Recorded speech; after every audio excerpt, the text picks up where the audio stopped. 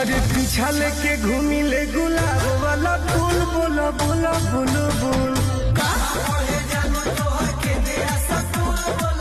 भगलक ना